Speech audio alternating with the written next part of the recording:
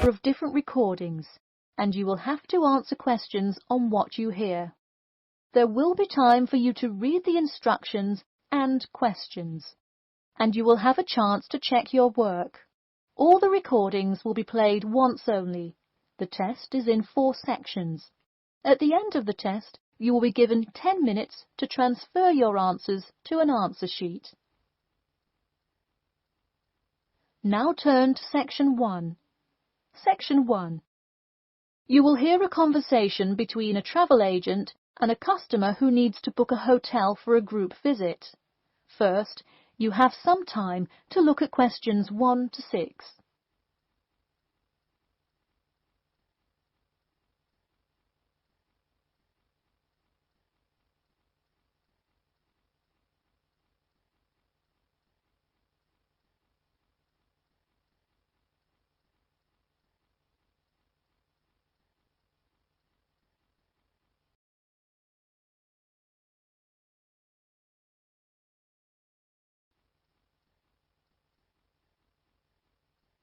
You will see that there is an example which has been done for you.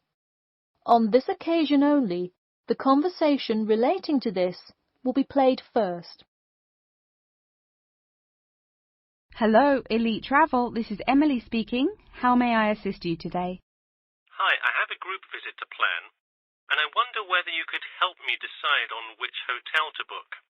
I've narrowed it down to either the Winchester, the Royal Hotel, or the Star Hotel. I'm wondering if you have a recommendation. I would be happy to help. Those 3 are excellent choices. If everyone is booking hotel rooms independently, an easy way to do it is online booking. The Star Hotel offers online bookings at no additional charge. It sounds fine. The woman says that the Star Hotel offers online bookings at no additional charge. So, choice B has been written in the space. Now we shall begin. You should answer the questions as you listen, because you will not hear the recording a second time. Listen carefully and answer questions 1 to 6. Hello, Elite Travel. This is Emily speaking. How may I assist you today? Hi, I have a group visit to plan, and I wonder whether you could help me decide on which hotel to book. I've narrowed it down to either the Winchester, the Royal Hotel, or the Star Hotel. I'm wondering if you have a recommendation. I would be happy to help. Those 3 are excellent choices. If everyone is booking hotel rooms independently, an easy way to do it is online booking. The Star Hotel offers online bookings at no additional charge. It sounds fine. Yeah, and you can even book the gorgeous sea view rooms if you act quickly. I'll consider that. It would be great since we're mostly first-time visitors to the area to get a nice view of the water. Now, are there handicap-accessible rooms? Yes, all 3 options have access for the physically disabled. Great. I should also mention that we'll be on a tight schedule, so we won't have much time to go out for meals. Which of these hotels serve food? There is a limited continental breakfast menu at the Star and at the Winchester. For a full restaurant and room service, the Royal Hotel is your best bet. Oh, wonderful. Could you tell me more about the restaurant? Absolutely. In the morning, there is a gourmet buffet, or à la carte item, and after 11 a.m. lunch is served in the dining room. Dinners are in a nice, low-key but high-quality setting in the hotel's private dining room, and Fridays feature the house jazz band. How lovely. Is there a group discount? No, sorry, not at the Royal Hotel. Let me check on the others, though. Could I place you on hold for just a second? Sure, thanks. It looks like there is one at the Winchester. 15% off when you book 8 or more rooms. Really? Sold. We'll book at the Winchester. Wait, is it suitable for children, though? We'll have a few little ones in our group, and it would be great to have a way to keep them occupied. Yes, in fact it has a play place that kids just love, with slides and swings and everything. Definitely a good hotel to bring the kids. Okay, great.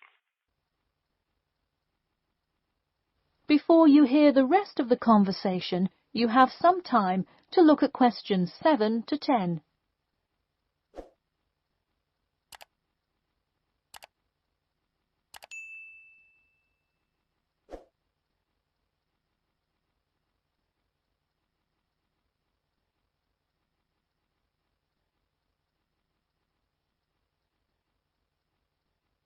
Now listen and answer questions 7 to 10.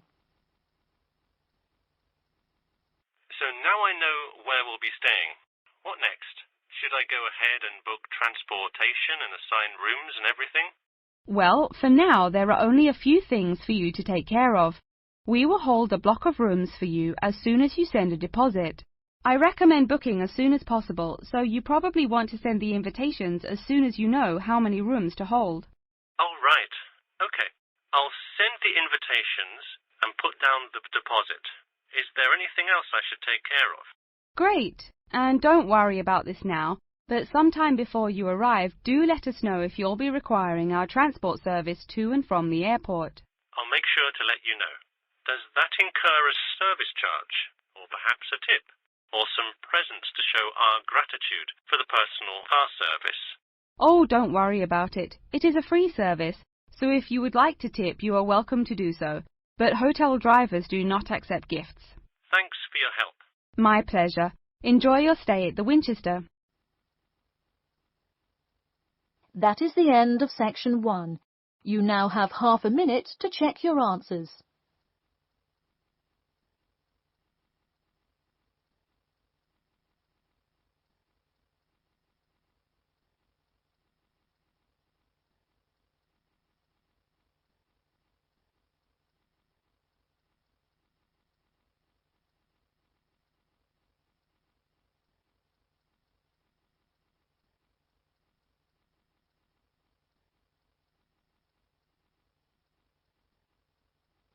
Now turn to section 2. Section 2. You will hear a talk about the 11th Annual Durham County Car Exhibition. First, you have some time to look at questions 11 to 16.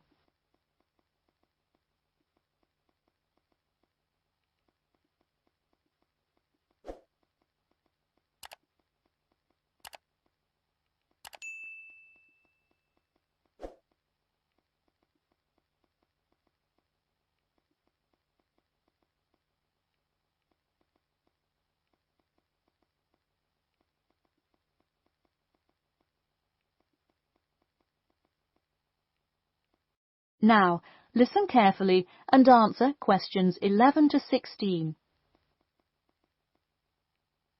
Ladies and gentlemen of Durham, start your engines. Skip Gordon here, inviting you to the 11th Annual Durham County Car Exhibition. That's right, it's that time of year again. Mark your calendars. The pre-opening event kicks off on the 18th, and the exhibition officially opens to the public on Saturday, March the 19th. Take it from me, you won't want to miss Durham's most attended public event of the year 5 times running. You don't have to be a motorhead to appreciate the finest cars, both new and old, in existence today, but it helps. Be one of the 70,000 people to see everything from big rig monster trucks to good old-fashioned classic hot rods. Get your tickets now. Admission is £10 for adults and £5 for children during off-peak times, and £20 for adults and £10 for children, and senior citizens on weekends and for full-day passes. Come see vintage classics, bid in the auctions, and even test out a few on the Winners' Circle racetrack. An insider tip: weekends are the exact time when all of the best attractions take place, but to avoid Saturday crowds, join us this Sunday. You'll see me, Skip Gordon, and all your friends from WKXP there this Sunday at our very own booth, so stop by and say hi, and you might just win a prize of your own. A new attraction this year will be the addition of a new car category, electricity, namely the electric car class. See displays from Toyota, Honda, and you guessed it, Tesla. Watch as the first generation of fully electric cars compete on style, ride, and watch the main entertainment as there's going to be a fabulous show of racing car to see who takes home fastest battery-powered car. While not typically known for their speed, this new class is guaranteed to surprise you. Before you hear the rest of the talk, you have some time to look at questions 17 to 20.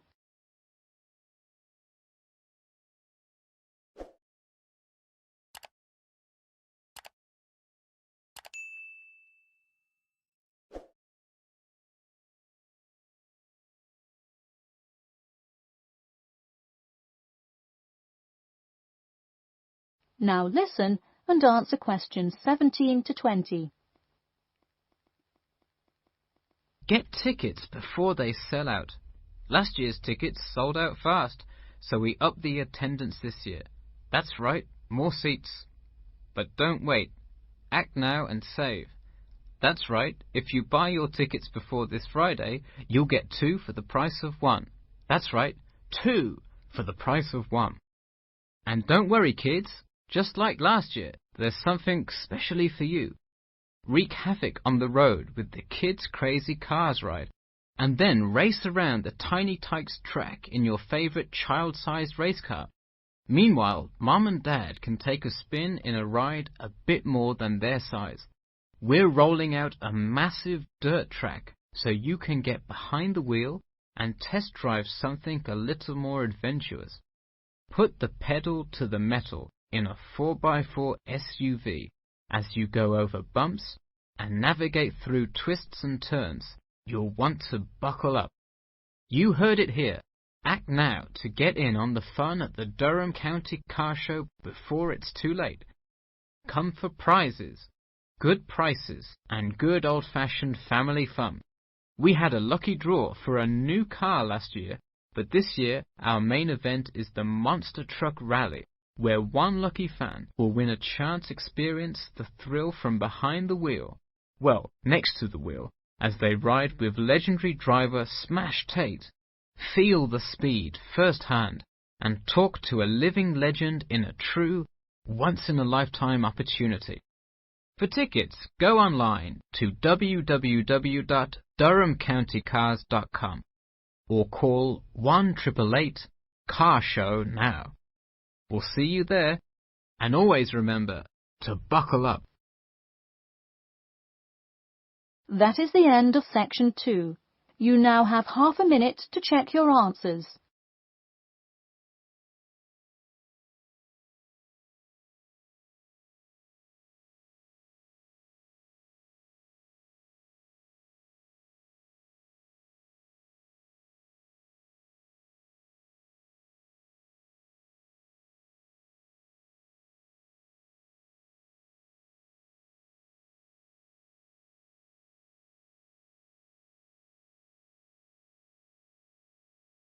Now turn to section 3. Section 3. You will hear a student asking Professor Jameson for advice in choosing courses for next semester. First, you have some time to look at questions 21 to 23.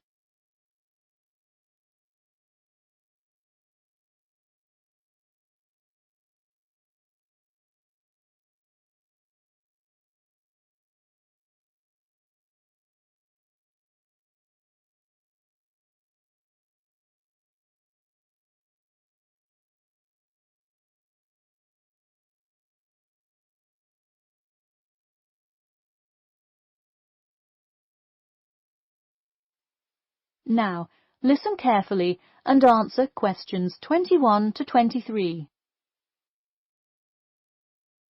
Hi, Professor Jameson. I was hoping we could talk this week about choosing courses for next semester.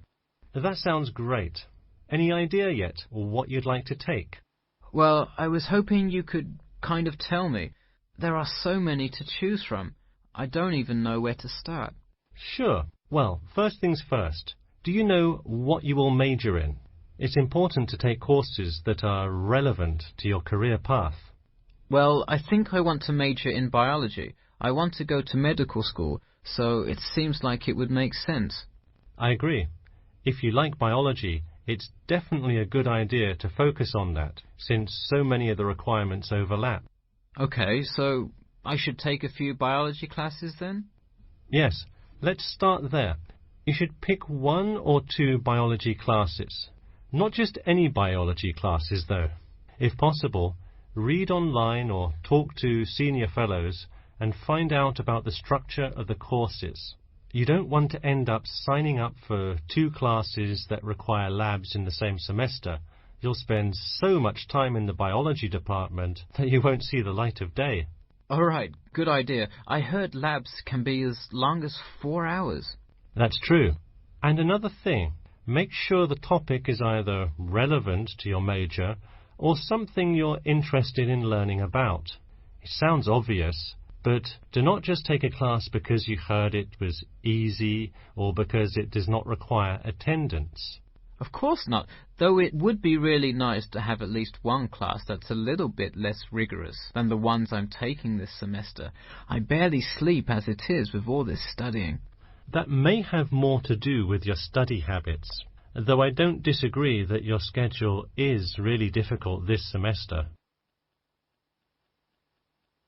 Before you hear the rest of the talk, you have some time to look at questions 24 to 30.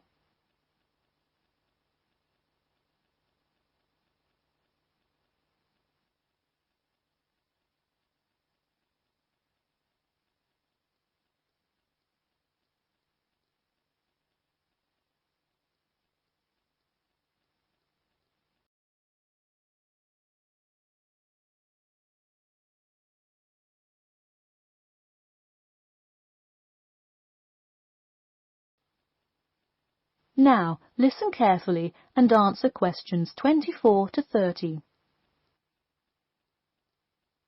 So, any idea which biology classes you may decide on for next semester? Well, I was thinking of taking human physiology. It sounds relevant and interesting. I think it is an interesting class, but I would recommend against it. You're already in human anatomy, which also covers physiology, so it would be repetitive and probably not the best use of your time. If I already know some of the stuff, I could take it to boost my GPA a little bit. You could maybe do that, except the professor that teaches it is famous for giving out the fewest A's of any professor. Oh well, never mind. Now, changing subjects. Have you decided yet on your research topic? Well, I actually decided. I don't want to do a research paper. I'm going to do a dissertation instead. I think I will much more enjoy coming up with a thesis and finding all the details to support it. I see. Didn't you already do some of the research, though? What happened to that? Well, I started doing research. Then the more data I collected, the more complicated things got. I realized I would have to take a lot more steps to randomize the sample, and then I realized I would need to control for more factors. I see. What kind of data collection did you do? I interviewed employees at the water treatment facility after Professor Dickinson recommended it. I understand. Well, the research paper could be much more outside work, but it may be worth it if that is what you're interested in. No, I am a lot happier just doing the dissertation. That's fine with me. Just remember, you need to finish your first draft and send it in soon. It's already the middle of February. Oh wow, it is, isn't it? I just have to finish it by the end of March, right? Yep, but don't forget, the date will really sneak up on you. Okay, I'll make sure to set reminders in my calendar. And who do I talk to about registering my dissertation? You should go to the department office and then talk to the secretary. I thought I needed to talk to the department head. Not for registering. If you need help developing your dissertation, that's when you should go to the department head. I see. And who would I see about getting access to the database of past research on my topic? That you can find in the computer lab, specifically in the office. You'll have to ask a lab technician to give you access. Okay, well, I'll go ahead and get started on that then. Thanks. That is the end of section 3. You now have half a minute to check your answers.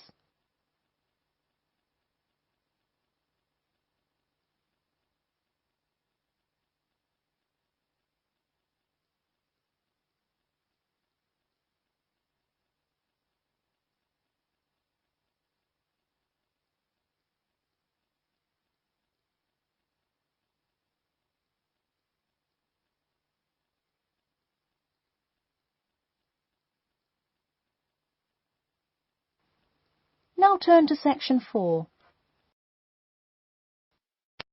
Section 4.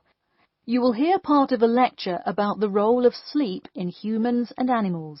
First, you have some time to look at questions 31 to 40.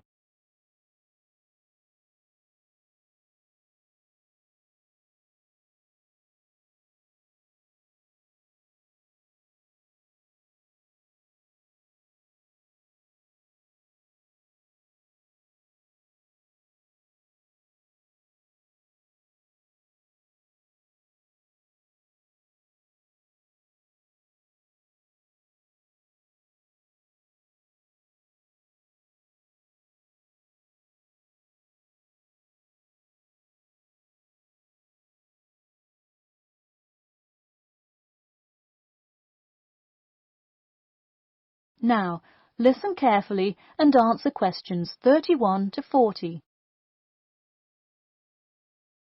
Good morning, everyone. In today's lecture, I'm going to talk about the role of sleep in humans and animals. Of all the biological processes in the animal kingdom, sleep is perhaps the most important. A human can survive for almost 2 weeks without eating, but did you know that 1 week without sleep can be fatal?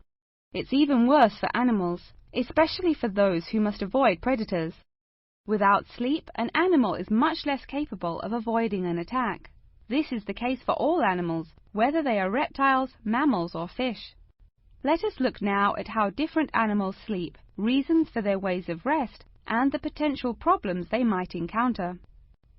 In marine life, sleep must be balanced with breathing. For example, the dolphin must float to the surface as it sleeps in order to breathe. Like other large sea mammals, they keep one eye open and one half of the brain awake at all times to maintain some amount of consciousness required to breathe and to watch out for possible threats. They sleep with only one brain hemisphere in slow-wave sleep. Birds also have unusual sleeping patterns, mostly due to being constantly on edge in the presence of numerous predators. They usually sleep quite lightly. For example, Swainson's thrush, also called olive-backed thrush, is a medium-sized thrush that takes hundreds of naps during the day, each of which lasts just a few seconds. While migrating, migratory birds tend to function well on micronaps. Horses, on the other hand, do most of their sleeping standing up. Scientists think that horses developed their habit of sleeping upright as a defense mechanism, a way of protecting themselves against predators, and a standing position keeps a horse in a constant state of readiness to race away if danger should approach. Also, horses do occasionally take short naps lying down. Horses are heavy animals with big muscles, but their bones are surprisingly delicate, so lying in one position for a long time could well injure a horse. Just like humans, animals can also have sleeping problems. Dr. John Hendricks and Adrian Morrison from the School of Veterinary Medicine, University of Pennsylvania in Philadelphia, determined that certain diseases were primarily associated with the sleep states in animals. In their research, they emphasized that because so much in this area still remains unclear, animal models were very important for studies of sleep disorders. The physiology of sleep in animals is similar to that of humans.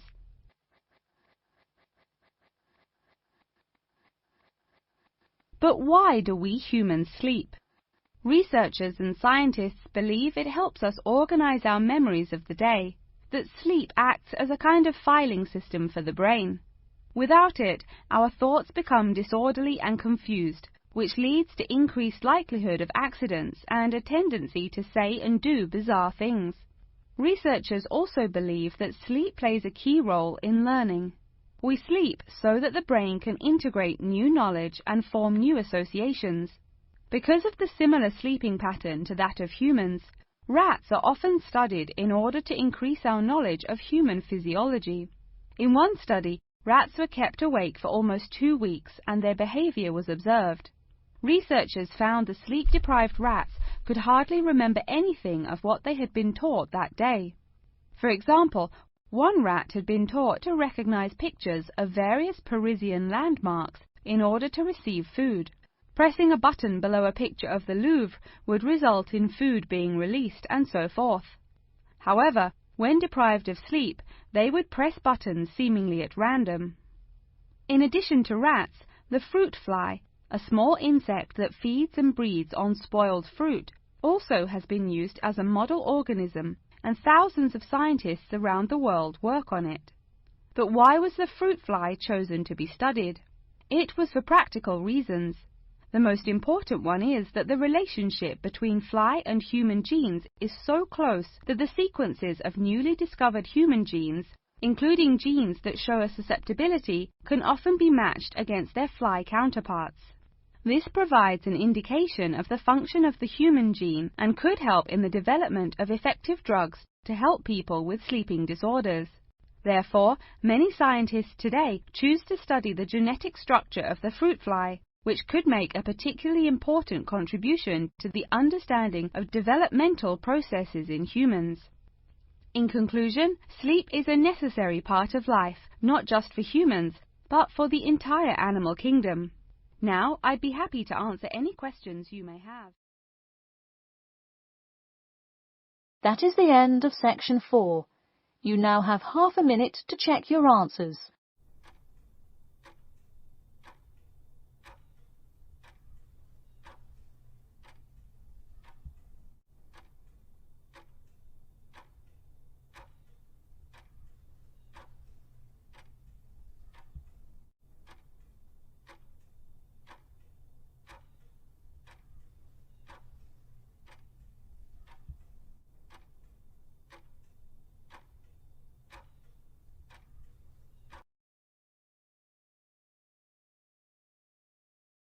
That is the end of the listening test.